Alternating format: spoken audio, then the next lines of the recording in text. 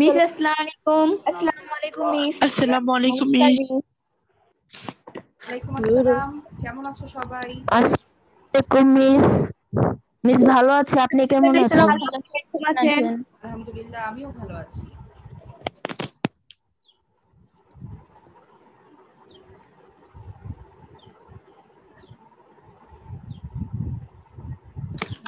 আসসালামু আলাইকুম। ওয়ালাইকুম আসসালাম। আসসালামু আলাইকুম। ওয়ালাইকুম আসসালাম।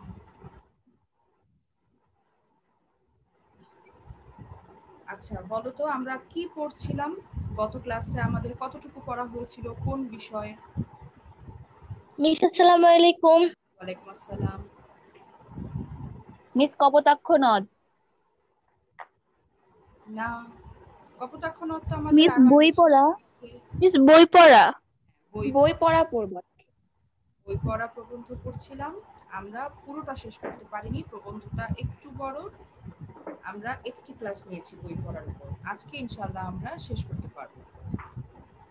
সবাই সবার সামনে বই খোলো, বই নিয়ে বসো। যখন গুরুত্বপূর্ণ কথা আমরা পাবো, আমরা বইতে। আসসালামু আলাইকুম মিস। ওয়ালাইকুম আসসালাম। আসসালামু আলাইকুম মিস। ওয়ালাইকুম আসসালাম।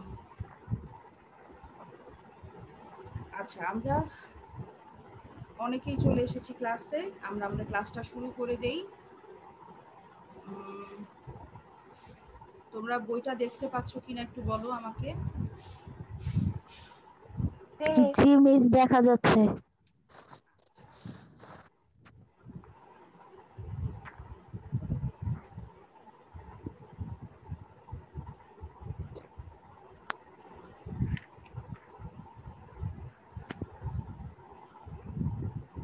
মিস আজকে আমরা পড়বো এ সত্য ভুলে না গেলে আমরা বুঝতুম যে এখান থেকে পড়বো। আমি দেখছি একটু ওয়েটিং রুমে কয়েকজন আছে, তাদেরকে আমি একটু অ্যাডমিট করে নেই।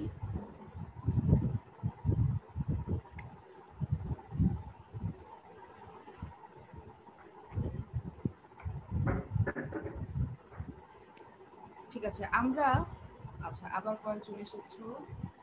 ম্যাম আসসালামু আলাইকুম। ওয়ালাইকুম আসসালাম।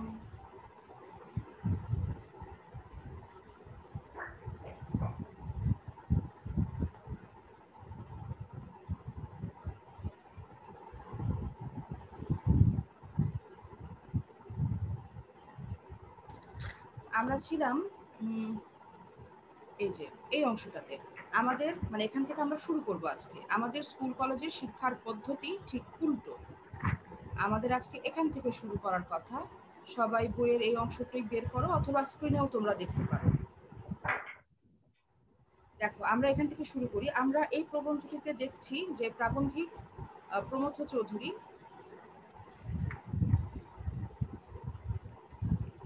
সবাই এই যে সবাইকে একটু দেখিয়ে দেই।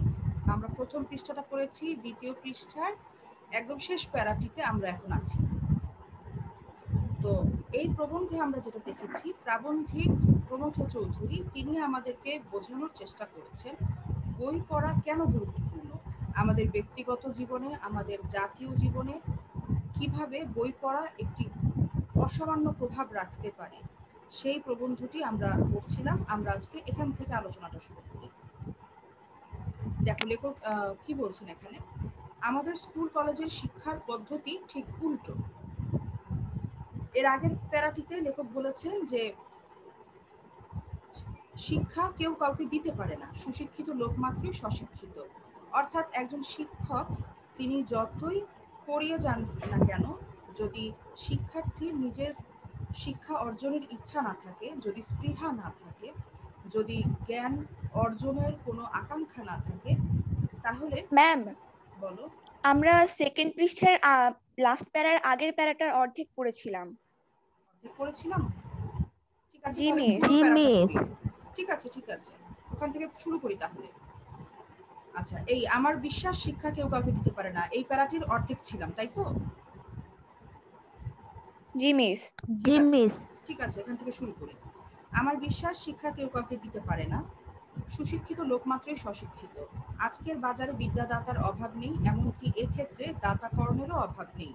এবং আমরা আমাদের ছেলেদের তাদের কাছে দ্বারস্থ করেই নিশ্চিত থাকি এই বিশ্বাসে যে সেখানে থেকে তারা এতটা বিদ্যার ধন লাভ করে ফিরে আসবে যার সুদে তার বাকি জীবন আরামে কাটিয়ে দিতে পারবে। ওয়ালাইকুম আসসালাম। কিন্তু এ বিশ্বাস নিতান্ত অমূলক, মনোরাজ্যের দান গ্রহণ সাপেক্ষ, অথচ আমরা দাতার মুখ চেয়ে গ্রহীতার কথাটা একেবারেই ভুলে যাই। এই অংশটুকু দেখো যে লেখক বলছেন যে শিক্ষা কেউ কাউকে দিয়ে দিতে পারে না। যিনি সুশিক্ষিত হবেন, অর্থাৎ যিনি পরিপূর্ণরূপে শিক্ষিত হবেন, তাকে অবশ্যই স্বশিক্ষিত হতে হবে, অর্থাৎ তাকে নিজে নিজে শিক্ষিত হওয়ার একটা বৈশিষ্ট্য তার ভিতর থাকতে হবে। আমাদের বর্তমানের দিকে যদি আমরা তাকাই তাহলে আমরা দেখব যে শিক্ষার দাতার কোনো অভাব নেই। প্রচুর লোক আছেন, ব্যক্তি আছেন যারা শিক্ষা দিতে পারেন, কিন্তু তাদের কাছে এই যে শিক্ষক যারা রয়েছেন, যারা শিক্ষাদাতা, তাদের কাছে আমরা আমাদের সন্তানদের পাঠিয়ে দিয়ে নিশ্চিত থাকি যে তারা এত বিদ্যার ধন লাভ করে আসবে। অর্থাৎ এটা হচ্ছে কোনো জ্ঞান অর্জন না, এটা হলো শুধুমাত্র প্রাতিষ্ঠানিক একটা সার্টিফিকেট পাওয়ার জন্য ওইটুকু সীমাবদ্ধ একটা শিক্ষা গ্রহণ করা। এটাকে লেখক বলছেন বিদ্যার ধন লাভ করা। এইটুকু বিদ্যার ধন লাভ করে ফিরে আসবে যার সুদে সে বাকি জীবন আরামে কাটিয়ে দিতে পারবে। অর্থাৎ সে কোনো একটা কাজ করে, চাকরি বাকরি করে কিংবা যে কোনো কাজ করে সে বাকি জীবনটা কাটিয়ে দিতে পারবে, তার অর্থের অভাব হবে না। যেহেতু তার প্রাতিষ্ঠানিক সে শিক্ষাটা অর্জন করছে, তাই সে জীবিকাটুকু নির্বাহ করতে পারবে, এইটুকু ভেবে আমরা নিশ্চিন্ত থাকি। কিন্তু আমাদের এই বিশ্বাস অমূলক, অর্থাৎ আমাদের এই বিশ্বাস কিন্তু সঠিক নয়। কারণ কি?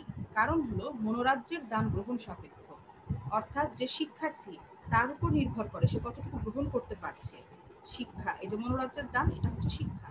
শিক্ষাটা গ্রহণ সাপেক্ষ। আমি চাইলে একজন শিক্ষার্থীকে আমি আমার সারা জীবনে যা যা শিখেছি সব বলে দিতে পারি, সব শিখিয়ে দিতে পারি, কিন্তু সেই শিক্ষার্থী কতটা গ্রহণ করতে পারে সেইটা আমরা ভুলে যাই। লেখক সেই দিকে এখানে ইঙ্গিত করেছেন। আমরা দাতার মুখ চেয়ে গ্রহীতার কথা একেবারে ভুলে যাই, অর্থাৎ যারা শিক্ষাদাতা তাদের দিকে তাকিয়ে আমরা ভুলে যাই যে আমাদের সন্তানেরা কতটুকু গ্রহণ করতে পারছে, সেই কথাটা আমরা ভুলে যাই। এ সত্য ভুলে না গেলে আমরা বুঝতাম যে শিক্ষকের সার্থকতা শিক্ষার দান করায় নয়, কিন্তু ছাত্রকে তা অর্জন করতে সক্ষম করায়। শিক্ষক ছাত্রকে শিক্ষার পথ দেখিয়ে দিতে পারেন, তার কৌতূহল করতে পারেন, ওয়ালাইকুম আসসালাম, তার বুদ্ধিবৃত্তিকে জাগ্রত করতে পারেন, মনোরাজ্যের ঐশ্বর্যের সন্ধান দিতে পারেন, তার জ্ঞান পিপাসাকে জ্বলন্ত করতে পারেন, এর বেশি কিছু আর পারেন না। অর্থাৎ একজন শিক্ষক সমস্ত কিছু একজন শিক্ষার্থীকে অর্জন করিয়ে দিতে পারেন না। তিনি হচ্ছেন একজন শিক্ষার্থীর শিক্ষা অর্জনের একজন সহায়ক মাত্র, সহায়ক ব্যক্তি।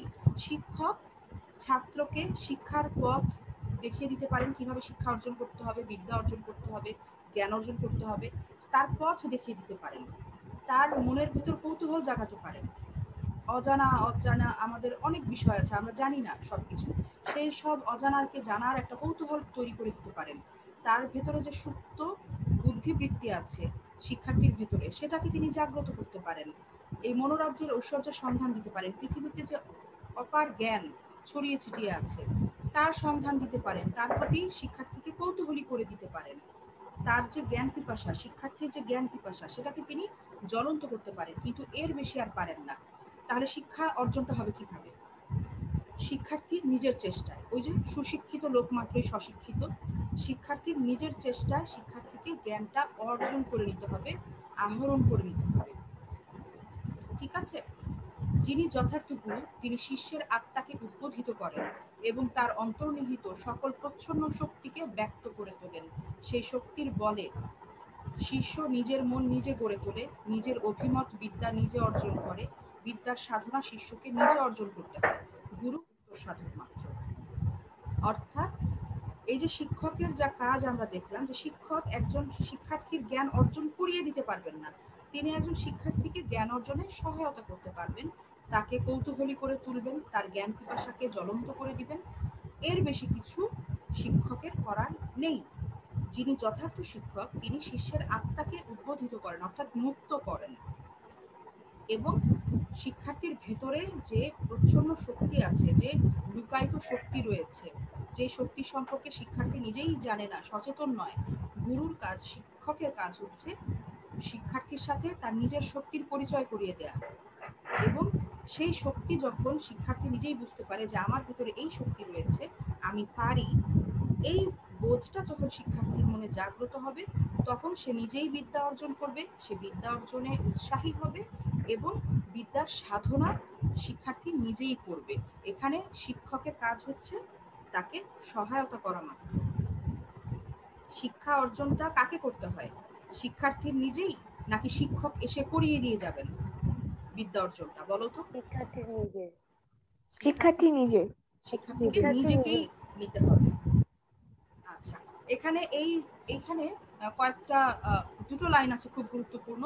সুশিক্ষিত লোক মাত্রই সশিক্ষিত, অনুধাবনমূলক প্রশ্নের জন্য আসে বারবার। আরেকটা হচ্ছে এই যে শেষ বাক্যটা,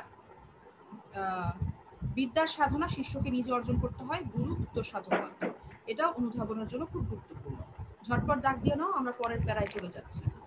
আমাদের স্কুল কলেজের শিক্ষার পদ্ধতি ঠিক উল্টো। এই প্রবন্ধটি যখন লেখা হয়েছিল তখনকার যে শিক্ষা পদ্ধতি সেটা নিয়ে প্রমথ চৌধুরী বলছেন যে শিক্ষার পদ্ধতিটা একেবারে উল্টো। সেখানে ছেলেদের বিদ্যে গেলানো হয়, তারা তা জীর্ণ করতে পারুক আর নাই পারুক। জীর্ণ কথাটির অর্থ হচ্ছে হজম করা। যেহেতু শিক্ষার্থীদের, ছেলেদের বলতে এখানে শিক্ষার্থীদের বোঝানো হয়েছে, যেহেতু শিক্ষার্থীদের বিদ্যেটা গিলিয়ে দেওয়া হয়, তারা এখন সেটা হজম করতে পারছে কি না পারছে সেদিকে কোনো লক্ষ্য নেই। এর ফলে কি হয়? ছেলেরা শারীরিক ও মানসিক মন্দাগ্নিতে জীর্ণ শীর্ণ হয়ে কলেজ থেকে বেরিয়ে আসে। মন্দাগ্নি মানে ক্ষুধার অল্পতা বা স্বল্পতা, ক্ষুধা কম লাগা। এই যে তাদের জোর করে বিদ্যা গেলানো হয়, এই জন্য তাদের কি হয়? শারীরিক আর মানসিক মন্দাগ্নি হয় এবং তারা সুস্থ সবল হয়ে কলেজ থেকে বেরিয়ে আসে। আসসালামু আলাইকুম। তারা জীর্ণ শীর্ণ রুগ্ন এইভাবে কলেজ থেকে বেরিয়ে আসে, অর্থাৎ কলেজ পাশ করে বেরিয়ে আসে। আমাদের সমাজে এমন অনেক মা আছেন যারা শিশু সন্তানকে ক্রমান্বয়ে গরুর দুধ গেলানোটাই শিশুর স্বাস্থ্য রক্ষার ও বল বৃদ্ধির সর্বপ্রধান উপায় মনে করেন। আমরা দেখেছি না আমাদের চারপাশে যে মায়েরা তাদের বাচ্চাকে জোর করে করে খাওয়াচ্ছে, ধরে বেঁধে একদম শক্ত করে আটকে রেখে তারপর জোর করে করে খাওয়াচ্ছে। বাচ্চা খেতে চাচ্ছে না, কিন্তু মা একদম জোর করে মুখের ভিতর খাবার ঢুকিয়ে দিচ্ছে। তো এইরকম পরিস্থিতির সাথে শিক্ষার্থীদের শিক্ষা অর্জনের যে তৎকালীন পরিস্থিতি ছিল সেটার একটা সাদৃশ্য পেয়েছে প্রমথ চৌধুরী। দেখো, বল বৃদ্ধি, বল বৃদ্ধি মানে শক্তি বৃদ্ধি। আচ্ছা, দুগ্ধ অবশ্য অতিশয় উপাদেয় পদার্থ, কিন্তু তার উপকারিতা যে ভোক্তার, ভোক্তা মানে যে ভোগ করে, অর্থাৎ এখানে যে খাদ্য গ্রহণ করছে সে হচ্ছে ভোক্তা, কিন্তু তার উপকারিতা যে ভোক্তার জীর্ণ করবার শক্তির উপর নির্ভর করে, এ জ্ঞান ও শ্রেণীর মাতৃকুলের নেই। অর্থাৎ এই যে জোর করে বাচ্চাকে খাওয়ানো হচ্ছে, জোর করে পেটে খাবার চলে গেলেই যে হবে না, সেই খাবারটিকে হজম করার শক্তিও যে ওই শিশুটির থাকতে হবে, এই জ্ঞানটুকু ওই ধরনের মায়েদের নেই। যারা কোন ধরনের মা? যারা জোর করে খাবার মুখের মধ্যে দিয়ে দিচ্ছে।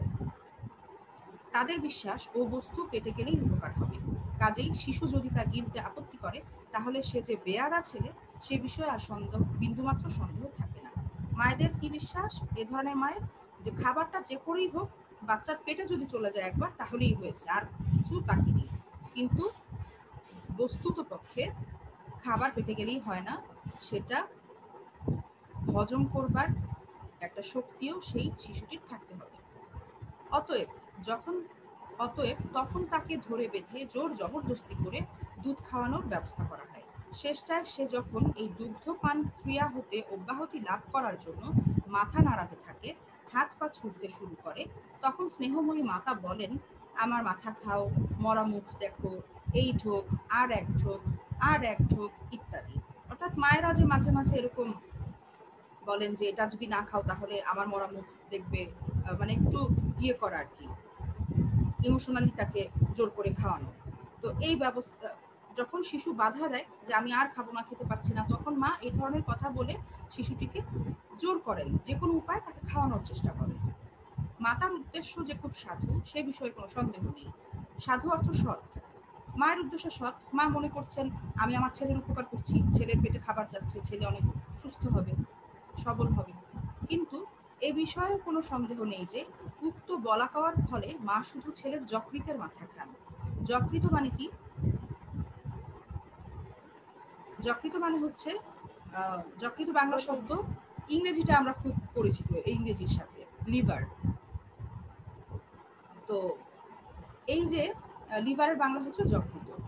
তো এই যে মা জোর করে খাওয়াচ্ছেন, এতে কি হয়? মা ছেলের যকৃতের মাথা খান, অর্থাৎ মা ছেলের যকৃতের ক্ষতি করেন, লিভারের ক্ষতি করেন এভাবে জোর করে খাওয়ানোর ফলে। এবং ঢোকের পর ঢোকে তার মরামুখ দেখবার সম্ভাবনা বাড়িয়ে চলেন।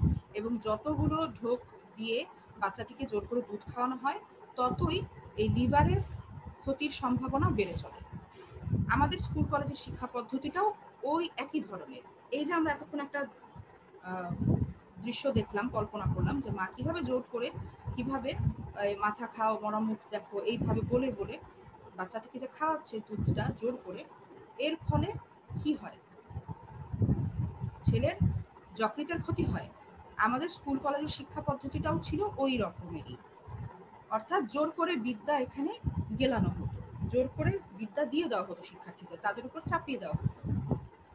এর ফলে কত ছেলের সুস্থ সরল মন যে ইনফ্যান্টাইল লিভারে গতাশু হচ্ছে তা বলা কঠিন। ইনফ্যান্টাইল লিভার মানে হচ্ছে লিভারের এক ধরনের অসুখ, গতাশু মানে মৃত্যুবরণ করা।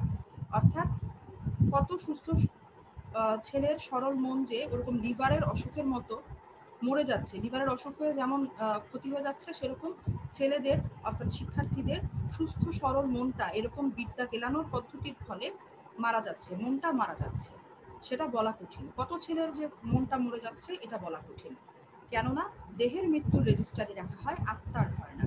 যখন একজন মানুষ শারীরিকভাবে মৃত্যুবরণ করেন, যেটাকে আমরা মৃত্যুবরণ করা বলি সাধারণত, একটা মানুষ মৃত্যুবরণ করলে তার একটা দলিল থাকে, একটা ডেথ সার্টিফিকেট থাকে, সেটার নথিভুক্ত হয়, রেজিস্টার করে রাখা হয়, খাতা কলমে প্রমাণ থাকে।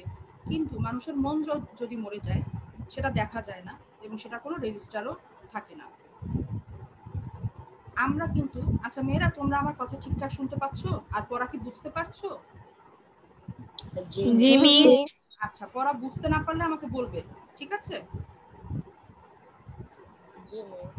ওকে। আমরা কিন্তু এই আত্মার অপমৃত্যুতে ভীত হওয়া দূরে থাক, উৎফুল্ল হয়ে উঠি। এই যে আমাদের শিক্ষা ব্যবস্থাটা যেরকম ছিল, তাতে আত্মার অপমৃত্যু হতো শিক্ষার্থীদের, তাতে আমাদের ভয় পাওয়া উচিত যে আমাদের সন্তানদের, আমাদের ভবিষ্যতের যে আত্মা সেটি মরে যাচ্ছে, তাদের মনটা মরে যাচ্ছে, এতে আমাদের ভীত হওয়া উচিত, আতঙ্কিত হওয়া উচিত। কিন্তু আমরা কি হই?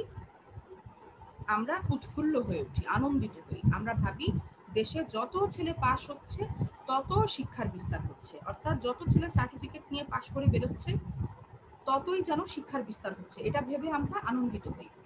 পাশ করা আর শিক্ষিত হওয়া এক বস্তু নয়, দাগ দাও, গুরুত্বপূর্ণ। পাশ করা ও শিক্ষিত হওয়া এক বস্তু নয়, এ সত্য স্বীকার করতে আমরা কুণ্ঠিত হই। শুধু কিছু একটা সীমাবদ্ধ সিলেবাস পড়ে, ওইটুকু পড়াশোনা করে, ওইটুকু সীমাবদ্ধ জ্ঞান অর্জন করে একটা সার্টিফিকেট নিয়ে বের হয়ে আসা স্কুল কলেজ থেকে, তাতে পাশ করা হয়, কিন্তু পরিপূর্ণভাবে শিক্ষিত হওয়া হয়ে ওঠে না। এজন্যই বলা হচ্ছে পাশ করা ও শিক্ষিত মিস হওয়া। লাইনটা আরেকবার বলেন। লাইনটা মিস কুণ্ঠিত মানে কি?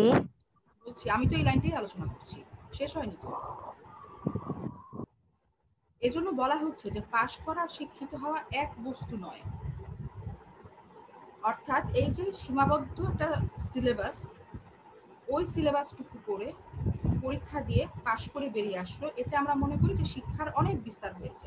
শিক্ষার বিস্তার হয়তো হচ্ছে, কিন্তু মানুষ শিক্ষিত হচ্ছে না। মানুষকে শিক্ষিত হতে গেলে ওই সীমাবদ্ধ সিলেবাসে আবদ্ধ থাকলে হয় না, তাকে বিস্তৃত জ্ঞান অর্জন করতে হয়, তাকে বই পড়তে হয়, প্রচুর বই পড়তে হয়, তবেই সে একজন পরিপূর্ণ শিক্ষিত মানুষ হয়ে উঠতে পারে।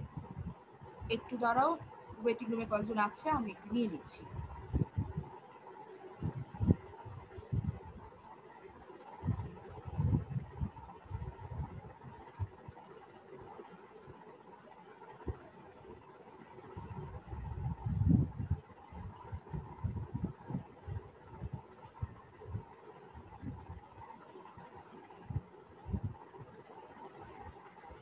আচ্ছা, অথৈ দাস ডিসকানেক্টেড হয়ে গিয়েছিলে? তুমি তো ক্লাসে ছিলে একটু আগে। আচ্ছা ঠিক আছে, কোথায় ছিলাম? এই যে পাশ করা ও শিক্ষিত হওয়া যে এক বস্তু নয়, এই সত্য স্বীকার করতে আমরা কুণ্ঠিত হই। কুণ্ঠিত হওয়া মানে হচ্ছে লজ্জিত হওয়া, বিব্রত হওয়া। তো এই যে এত শিক্ষার বিস্তার হচ্ছে, এত ছেলে মেয়ে পাশ করে বেরোচ্ছে স্কুল কলেজ বিশ্ববিদ্যালয় থেকে, তাতে আমরা মনে করি শিক্ষার অনেক বিস্তার হয়েছে, কিন্তু লেখক মনে করেন যে পাশ করার শিক্ষিত হওয়া এক বস্তু না, এক বিষয় নয়, এবং এটা যে এক নয় এটা স্বীকার করতেও আমরা বিব্রত হই বা লজ্জা বোধ করি, আমরা অস্বীকার করতে চাই বিষয়টা। শিক্ষাশাস্ত্রের একজন জগৎবিখ্যাত ফরাসি শাস্ত্রী বলেছেন যে একসময় ফরাসি দেশে শিক্ষা পদ্ধতি এতই বেয়ারা ছিল যে সে যুগে France was saved by her idlers, অর্থাৎ যারা পাশ করতে পারেনি বা চায়নি তারাই ফ্রান্সকে রক্ষা করেছে। শিক্ষাশাস্ত্রের একজন জগৎ বিখ্যাত মানে জগতে বিখ্যাত যিনি, সেরকম একজন ফরাসি শাস্ত্রী বলেছেন, শাস্ত্রী মানে শাস্ত্র বিষয়ে যে অভিজ্ঞ তিনি হচ্ছেন শাস্ত্রী, তিনি কি বলেছেন, ফরাসি দেশের শিক্ষা পদ্ধতি এতটাই বেয়ারা ছিল, মানে এতটাই কি বলে ওটাকে, মানে যথাযথ ছিল না, সেটাকেই বেয়ারা বলা হয়েছে, যে এতটাই এরকম ছিল যে সেই যুগে ফ্রান্সকে রক্ষা করেছে কারা? যারা পাশ করতে পারেনি, যারা স্কুল কলেজে সেই প্রাতিষ্ঠানিক শিক্ষা পদ্ধতিতে পাশ করতে যারা পারেনি, তারাই দেখা গেছে ফ্রান্সকে তাদের দুর্দিনে, তাদের মাতৃভূমি ফ্রান্সকে তারা রক্ষা করছে। অর্থাৎ পাশ করা যে লোকজন তাদের চেয়ে যারা পাশ করতে পারেনি তারাই দেশের দুর্দিনে কাজে এসেছিল। অর্থাৎ শিক্ষা পদ্ধতিটা এরকম ছিল যে ওই শিক্ষা পদ্ধতি থেকে বেরিয়ে আসা যেই ছাত্ররা ছিল তারা আসলে কোনো মানে যথার্থ রূপে শিক্ষিত হয়নি, তাই তারা দেশের দুর্দিনে তার পাশে এসে দাঁড়াতে পারেনি, রক্ষাও করতে পারেনি। এর কারণ হয় তাদের মনের বল ছিল বলে কলেজের শিক্ষাকে তারা প্রত্যাখ্যান করেছিল, নয় সে শিক্ষা প্রত্যাখ্যান করেছিল বলেই তাদের মনের বল বজায় ছিল। এই যে আমরা একটু আগে দেখলাম যে আমাদের শিক্ষার ব্যবস্থার কারণে আত্মার মৃত্যু ঘটে এবং তার কোনো রেজিস্টারি হয় না। তো ফ্রান্সের কথা এখানে বলা হচ্ছে, ওই সময় তারা কলেজের শিক্ষাকে প্রত্যাখ্যান করেছিল, সেই রকম মনের জোর তাদের ছিল যে আমরা এই শিক্ষা ব্যবস্থায় পড়বো না। এটা বলতে গেলে তো মনের জোর লাগে, হয় তাদের সেই মনের জোর ছিল, অথবা ওই রকম একটা শিক্ষা ব্যবস্থা থেকে তারা বেরিয়ে এসেছিল, প্রত্যাখ্যান করেছিল বলেই তাদের আত্মার মৃত্যুটা ঘটেনি, তাই তাদের মনের বল বজায় ছিল। এই দুটো কারণের একটা কারণে তারা ফ্রান্সকে রক্ষা করতে পেরেছে। তাই এই স্কুল পালানো ছেলেদের দল থেকে সে যুগের ফ্রান্সের যত কৃতকর্মা লোকের আবির্ভাব হয়েছিল। কৃতকর্মা লোক মানে যারা কৃতি মহৎ কাজ করেন, যারা, তাদেরকে কৃতকর্মা বলা হয়। তো এই স্কুল পালানো ফ্রান্সের ছেলের দল দিয়েই কৃতকর্মা লোকের আবির্ভাব হয়েছিল। সে যুগে ফ্রান্সে কি রকম শিক্ষা দেওয়া হতো তা আমার জানা নেই, তবুও আমি জোর করে বলতে পারি যে এই যুগে আমাদের স্কুল কলেজে শিক্ষার যে রীতি চলছে তার চাইতে সে শিক্ষা পদ্ধতি কিছুতেই নিকৃষ্ট ছিল না। লেখক বলছেন এই যে ফ্রান্সে শিক্ষা পদ্ধতিটা নিয়ে তিনি বললেন যে এতটা খারাপ অবস্থা ছিল যে যারা কলেজে পাশ করেনি তারাই কৃতকর্মা হয়েছে, অর্থাৎ শিক্ষা ব্যবস্থাটা এতটাই কি বলবো মানে ফলপ্রসূ ছিল না, ব্যর্থ একটা শিক্ষা পদ্ধতি ছিল।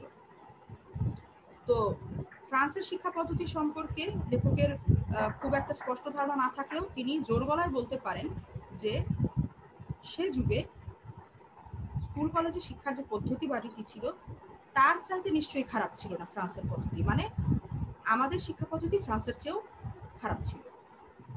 সকলেই জানেন যে বিদ্যালয়ে মাস্টার মহাশয়েরা নোট দেন এবং সেই নোট মুখস্থ করে তারা হয় পাস। এখন আমরা যেটা তোমাদের যা শিক্ষা পদ্ধতি, আমরা কি করি, আমরা সৃজনশীল পদ্ধতিতে, আমরা তো কোনো কিছু মুখস্থ করি না, আমরা পড়াটা বোঝার চেষ্টা করি। কিন্তু ওই সময় কি ছিল যে শিক্ষকরা নোট দিতেন এবং সেই নোট বুঝুক বা না বুঝুক ছেলেমেয়েরা মুখস্থ করলেই পাস হয়ে যেত। এর জুড়ি আর একটি ব্যাপারও আমাদের দেশে দেখা যায়, এর জুড়ি মানে এর মতো আরেকটা ব্যাপার আমাদের দেশে দেখা যায়, সেটা হলো এদেশে একদল বাজিগর আছে। বাজিগর মানে যারা হচ্ছে যে সার্কাসে খেলা দেখায় বা জাদু দেখায় একটু, এ ধরনের লোককে বলা হয় বাজিগর, যারা বন্দুকের গুলি থেকে আরম্ভ করে উত্তরোত্তর কামানের গুলি পর্যন্ত গলাধকরণ করে। গলাধকরণ মানে গিলে ফেলা। এই বাজিগররা কি করে, বন্দুকের গুলি থেকে শুরু করে কামানের গুলি পর্যন্ত গিলে ফেলে, তারপর একে একে সবগুলো উগলে দেয় মানে আবার মুখ দিয়ে সেগুলো বের করে দেয়। এর ভেতর যে অসাধারণ কৌশল আছে সে বিষয়ে কোনো সন্দেহ নেই। এটা তো অবশ্যই একটা কৌশলের বিষয়। এত জিনিস গিলে ফেলছে, আবার মুখ দিয়ে বের করছে, এর জন্য কৌশল প্রয়োজন। কিন্তু এই গেলা আর ওগলানো দর্শকের কাছে তামাশা হলেও বাজিকরের কাছে তা প্রাণান্তকর ব্যাপার। মানে প্রাণ অন্ত করে দেয়, মানে মৃত্যুর মতো সমকক্ষ কষ্ট, প্রাণান্তকর ব্যাপার, অসম্ভব কষ্টের কাজ, প্রাণান্তকর ব্যাপার। এই যে গিলে ফেলা, গুলি গেলা, বন্দুকের গুলি বা কামানের গোলা, এগুলো গিলে ফেলা এবং এগুলো আবার মুখ দিয়ে বের করা, ওগলানো, এগুলো কিন্তু দর্শক দেখতে খুব আনন্দ পায়, কিন্তু যে করছে এই কৌশলটা তার জন্য তা প্রাণান্তকর কষ্ট। ও কারদানি করা তার পক্ষে যেমন কষ্টসাধ্য তেমনি অপকারী। কারদানি মানে বাহাদুরি। এইরকম কারদানি দেখানো ওই লোকটির পক্ষে যেমন কষ্টসাধ্য সেরকম অপকারী, স্বাস্থ্যের জন্য ক্ষতিকর কিন্তু এই ধরনের কাজ করা। বলা বাহুল্য সে বেচারাও লোহার গোলাগুলোর এক কণাও জীর্ণ করতে পারে না। জীর্ণ মানে কি একটু আগেই বলেছিলাম ক্লাসের শুরুতে। হজম করতে পারে না। হ্যাঁ, হজম করতে পারে না। হজম করতে পারে না। গুড, হজম করতে পারে না। এই যে বাজিকর গোলাগুলো গিলছে আবার বের করছে, এক দানাও কি সে হজম করতে পারছে? পারছে না। আচ্ছা, আমাদের ছেলেরাও, এখন দেখো এটার সাথে আমাদের শিক্ষা ব্যবস্থার কি সম্পর্ক। আমাদের ছেলেরাও তেমনি নোট নামক গুরুদত্ত, গুরুদত্ত মানে গুরু যেটা দিয়েছেন, এই গুরুদত্ত নানা আকারের ও নানা প্রকারের গোলাগুলো বিদ্যালয়ে গলাধকরণ করে পরীক্ষালয়ে তা উৎকীর্ণ করে দেয়। অর্থাৎ ও সময় কি ছিল, শিক্ষকের দেওয়া নোট ছেলেরা বুঝুক আর না বুঝুক মুখস্থ করে ফেলতো, অর্থাৎ বাজিকরের মতো গিলে ফেলতো। তারপর পরীক্ষার হলে গিয়ে সেগুলো উদ্গীরণ করে দিত, মানে পরীক্ষার খাতায় লিখে দিত, এবং এর মধ্যে সে কিছু বুঝতে পারলো না, সে শুধু মুখস্থই করলো। ওই বাজিকর যেমন কোনো লোহার কণা হজম করতে পারে না, তেমনি এই নোটগুলো ছেলেরা মানে শিক্ষার্থীরা কিছু বুঝতে পারতো না, তারা শুধু গিলতো এবং পরীক্ষার হলে গিয়ে উদ্গীরণ করতো। বুঝেছো তোমরা উদাহরণটা কি কারণে প্রাসঙ্গিক এখানে হয়েছে? দুটো একই রকম, এই বাজিকর আর শিক্ষার্থীদের মধ্যে। আচ্ছা, ঠিক আছে।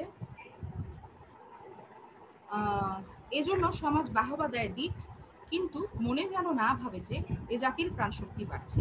এই যে ছেলেমেয়েরা পরীক্ষায় পাশ করছে, এজন্য সমাজ যদি বাহবা দেয়, বাহবা দেয় মানে প্রশংসা করে, শাবাশি দেয়, সেটা যদি বাহবা দেয় দিক, কিন্তু মনে যেন না ভাবে যে এ জাতির প্রাণ শক্তি বাড়ছে। এভাবে জাতির অর্থাৎ শিক্ষার্থীদের প্রাণ শক্তি কিন্তু বাড়ছে না, কারণ সে কিছুই হজম করতে পারছে না। দুধ যদি হজম না হয়, খাবার যদি হজম না হয়, তাহলে কি শিশুটির স্বাস্থ্য ভালো হবে নাকি ইনফ্যান্টাইল লিভারে আক্রান্ত হবে? বলতো। এই যে শিশুটিকে জোর করে দুধ খাওয়ানো হয়, এতে কি শিশুর স্বাস্থ্য ভালো হয় নাকি তার যকৃতের ক্ষতি হয়? ক্ষতি হয়। সেই জন্য এই যে শিক্ষা ব্যবস্থার মাধ্যমে ছেলেদেরকে তখন নোট গেলানো হতো, সে কিছুই জীর্ণ করতে পারতো না, হজম করতে পারতো না, এই কারণে তার প্রাণ শক্তি বাড়তো না। সে শুধু পাশ করতো, সে শিক্ষিত হতো না, তার প্রাণ শক্তিও বাড়তো না। সে শুধু একটা সার্টিফিকেট নিয়ে একটা কোনো রকম জীবিকা নির্বাহের একটা ব্যবস্থা করতো, এইটুকুই শুধু তার অর্জন।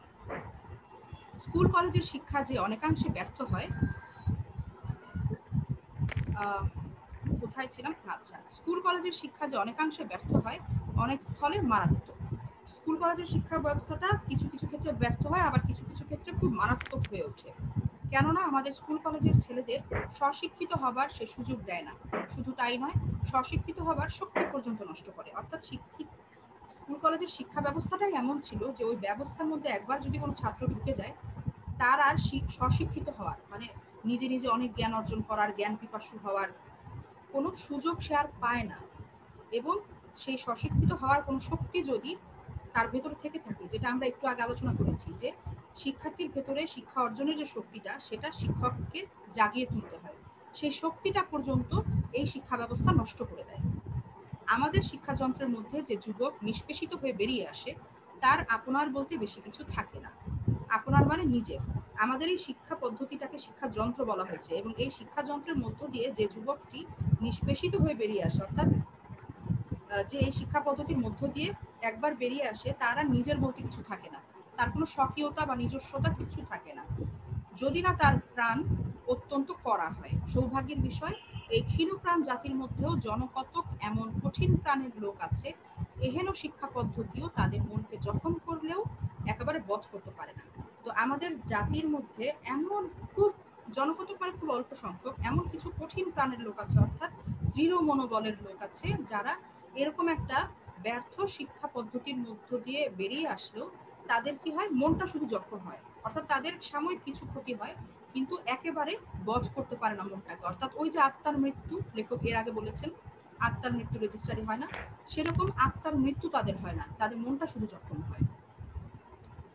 এরপরে দেখো প্রথম লাইনটাই খুব গুরুত্বপূর্ণ, আমি লাইব্রেরিকে স্কুল কলেজের উপরে স্থান দিই। এটা ব্যাখ্যামূলক প্রশ্ন হিসেবে খুব গুরুত্বপূর্ণ, কেন লেখক লাইব্রেরিকে স্কুল কলেজের উপরে স্থান দিয়েছেন। দেখো কোন কারণে দিয়েছেন, এ স্থলে লোকে স্বেচ্ছায় স্বচ্ছন্দ চিত্তে স্বশিক্ষিত হবার সুযোগ পায়। এ স্থলে মানে লাইব্রেরিতে, লাইব্রেরিতে মানুষ স্বেচ্ছায় মানে নিজের ইচ্ছায় স্বচ্ছন্দ চিত্তে আনন্দের সাথে স্বশিক্ষিত হবার সুযোগ পায়। স্বশিক্ষিত মানে নিজে নিজে যে শিক্ষা, শিক্ষিত হওয়া, সেটাই হচ্ছে স্বশিক্ষিত। স্বশিক্ষিত হবার সুযোগ পায়। প্রতিটি লোক তার স্বীয় শক্তি, স্বীয় মানে নিজ, নিজের শক্তি ও রুচি অনুসারে নিজের মনকে নিজের চেষ্টায় আত্মার রাজ্যে জ্ঞানের পথে এগিয়ে নিয়ে যেতে পারে। আমরা লাইব্রেরিতে দেখেছি বিপুল সংখ্যক বই থাকে, নানান জ্ঞানের নানান শাখার উপর বই থাকে, এবং আমার যেটুকু বোঝার শক্তি ক্ষমতা সেই অনুসারে বা আমার যা রুচি, যে জিনিসের যে ধরনের জ্ঞানের প্রতি আমার আগ্রহ, সেই রুচি অনুসারে আমি আমার আত্মার রাজ্যে নিজেকে জ্ঞানের পথে এগিয়ে নিয়ে যেতে পারি। অর্থাৎ আমি সেই রকম বই লাইব্রেরি থেকে নিয়ে পড়তে পারি এবং নিজে নিজে শিক্ষিত হতে পারি, স্বশিক্ষিত হতে পারি। স্কুল কলেজ বর্তমানে আমাদের যে অপকার করছে, সে অপকারের প্রতিকারের জন্য শুধু নগরে নগরে নয়, গ্রামে গ্রামে লাইব্রেরি প্রতিষ্ঠা করা কর্তব্য। অর্থাৎ লাইব্রেরি কতটা গুরুত্ব, আমাদের শিক্ষা ব্যবস্থা আমাদের যে ক্ষতিটা করে দিচ্ছে শিক্ষার্থীদের, তার জন্য গ্রামে গ্রামে লাইব্রেরি প্রতিষ্ঠা করতে হবে, যাতে মানুষ স্বশিক্ষিত হতে পারে, নিজের রুচি পছন্দ মেধা আকাঙ্ক্ষা ইচ্ছা অনুসারে বই পড়তে পারে, জ্ঞান অর্জন করতে পারে। আমি পূর্বে বলেছি যে লাইব্রেরি হাসপাতালের চাইতে কম উপকারী নয়, কারণ আমাদের শিক্ষার বর্তমান অবস্থায় লাইব্রেরি হচ্ছে একরকম মনের হাসপাতাল। এই যে শিক্ষা ব্যবস্থা আমাদের মনের ক্ষতি করছে, এই ক্ষতির প্রেক্ষিতে লাইব্রেরি হচ্ছে আমাদের মনটাকে সেবা করার, সুস্থ করে তোলার একরকম হাসপাতাল, মনের হাসপাতাল।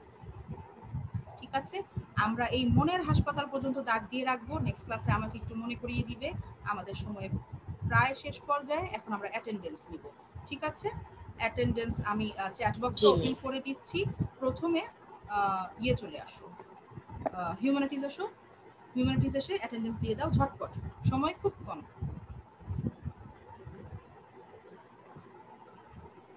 ম্যাম, আপনি না আমাদের বাংলা সিলেবাস চেয়েছিলেন, তো আমি আমাদের সায়েন্স গ্রুপে বলেছিলাম যে কারোর কাছে বাংলা সিলেবাস আছে নাকি না, ওরা বলেছে কারোর কাছেই নেই। ঠিক আছে, সমস্যা নেই, আমি তোমাদেরকে ক্লাসে জানিয়ে দেবো। ঠিক আছে, ওকে ম্যাম। আর সিলেবাস নিয়ে দুশ্চিন্তা করার কিছু নেই, ক্লাসে যতটুকু পড়ানো হবে, যদি কোনো পরীক্ষা হয়, আমি এখনই বলছি না যে হবে, তোমরা যেহেতু সিলেবাসের কথা জানতে চাইছো সেই জন্য বললাম যে যতটুকু পড়ানো হবে ততটুকুই তোমাদের সিলেবাস। ঠিক আছে, ক্লাসে পড়ানোর বাইরে কোনো কিছুই তোমাদের মানে ক্লাসে যেটুকু পড়ানো হবে না, সেগুলো নিয়ে তোমাদের কোনো চিন্তা করতে হবে না, যেটুকু পড়াবো সেটুকুই সিলেবাস। হিউম্যানিটিজ শেষ সবার? কেউ বাকি আছো? হিউম্যানিটিজ বাকি নেই, আচ্ছা চলে এসো বিজনেস স্টাডিজ।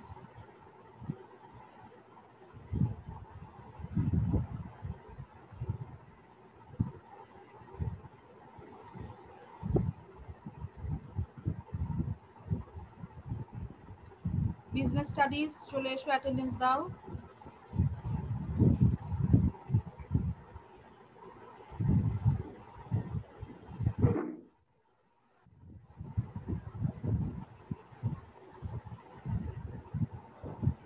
আচ্ছা, বই পড়া প্রবন্ধটা কি তোমাদের কাছে খুব কঠিন মনে হচ্ছে, বলো তো? No miss. এটা একটু মানে সিরিয়াস বিষয় নিয়ে লেখা, তো গল্পের মতো নয়, এ কারণে অনেক সময় বুঝতে একটু কঠিন মনে হতে পারে, কিন্তু আসলে প্রবন্ধটা খুব সহজ, বোঝা খুবই সহজ। যেভাবে আমি বুঝিয়ে দিচ্ছি ক্লাসে, একটু মনোযোগ দিয়ে শুনবে, তখন দেখবে যে আর কঠিন লাগবে না। হিউম্যানিটিজ শেষ, এবারে সায়েন্স। দ্রুত চলে এসো বাবা, ক্লাসের সময় প্রায় শেষ পর্যায়ে, দ্রুত তোমরা অ্যাটেন্ডেন্সটা দিয়ে দাও। ক্লাস শেষ হওয়ার পরে অবশ্যই বইটা খুলে একবার পড়বে, ঠিক আছে? আজকের পড়াটা আজকের দিনে যে কোনো একটা সময় পড়বে, পড়ে দেখবে কোন জায়গাটা বুঝতে কঠিন লাগছে, সমস্যা হচ্ছে, সেটা দাগ দিয়ে রাখবে, আবার পরের ক্লাসে জিজ্ঞেস করবে, ঠিক আছে? পড়া জমিয়ে রাখবে না, যখন যা পড়াচ্ছি সাথে সাথে পড়ে ফেলবে।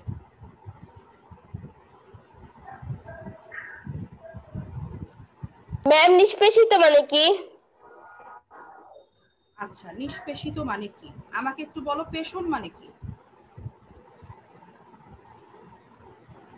জানো? পিষে ফেলা। পিষে ফেলা কোনো কিছু। পিষে ফেলা। নিষ্পেষিত মানে যাকে ওরকম পেষণ করা হয়েছে, সেটাই হচ্ছে নিষ্পেষিত। এবার বুঝেছো? Okay ma'am.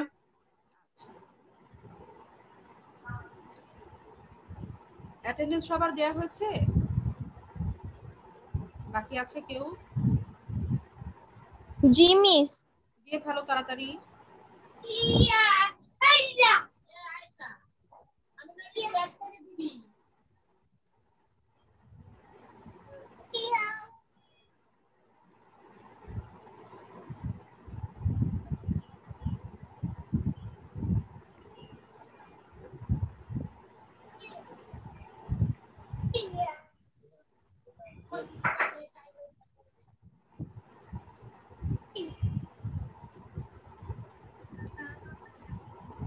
আর কেউ আছো? সব গ্রুপের জন্য বলছি, কেউ বাকি আছো অ্যাটেন্ডেন্স দেওয়ার? আচ্ছা, কেউ মনে হচ্ছে বাকি নেই। No miss.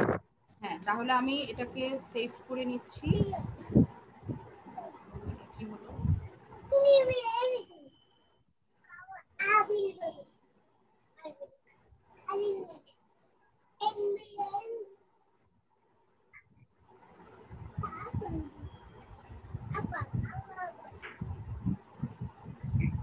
আচ্ছা, ঠিক আছে। আজকের ক্লাস সময় একদম শেষ।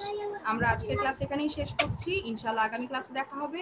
সকলে ভালো থেকো, সুস্থ থেকো। মিস আসসালামু আলাইকুম। মিস আসসালামু আলাইকুম। ওয়ালাইকুম আসসালাম। আসসালামু আলাইকুম। আসসালামু আলাইকুম। ওয়ালাইকুম আসসালাম।